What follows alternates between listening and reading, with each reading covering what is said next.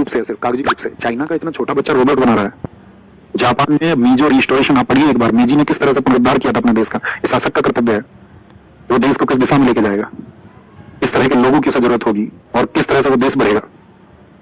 China में आप देखिए ना, आप सोचते होंगे भैया, आप बोलते हैं कि चाइना चाइना चाइना, हमको तो देश प्रेम करना चाहिए। हम देश से बहुत प्रेम करते हैं, लेकिन हम देख रहे हैं कि वो देश जो हमसे बाद में आजाद हुआ है, वहां की सरकारें कर सकती है, तो हमारे यहाँ की गवर्नमेंट क्यों नहीं करती है। हम अपने बच्चों को क्या सिखा रहे हैं, आप सब कुछ जानते हो यार। देखो अपने घर के माहौल में, स्कूलों में देखो जाकर के, गवर्नमेंट स्कूलों की तो हालत मत पूछो।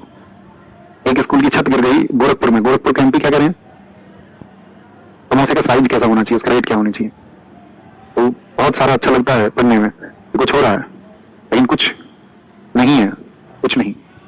तुम गौर करना हमारी बातों पर, बाद में करना, बेशक अभी ना करो लेकिन बाद में करोगे, करोगे जरूर।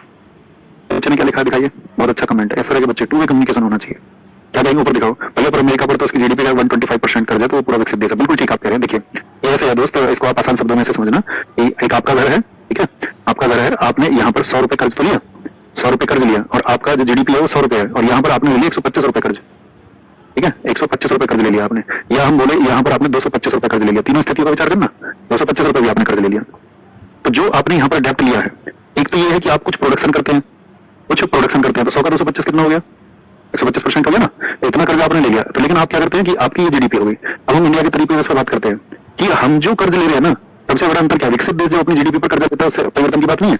हम कह रहे हैं कि अगर भारत ने कोई कर्ज लिया और हमको जो प्रोडक्शन बढ़ाना चाहिए था इस देश में, उस पैसे से हम उस पैसे से उस प्रोडक्शन को उस रेट में नहीं बढ़ा पा रहे, यानी कि जो उत्पादन हमको बढ़ाना चाहिए, देश का विकसित होगा जब यहाँ पर मैन्युफैक्चरिंग बढ़ेगी, मैन्युफैक्चरिंग बढ़ेगी। लेकिन ऐसा क्या है कि आप किसी भी सुविधा को यदि खरीद लोगे पैसों में, मान के चलो आपने कहीं से कर्जा लेकर के देश के लिए सुविधा को खरीद लिया, समझ पा रहे आप, ये जैसे कि आपने अपने घर के लिए कोई चीज खरीद ली और आपने अपने घर में इनकम का सोर्स नहीं बढ़ाया, पैसे के जनरेशन का, उस रेवेन्यू को बढ़ाने का जो सोर्स है वो नहीं बढ़ा पाए, अंतिम रूप से तो आपको पैसा जो आपने लिया लौटाना पड़ेगा कर्ज के तौर पर।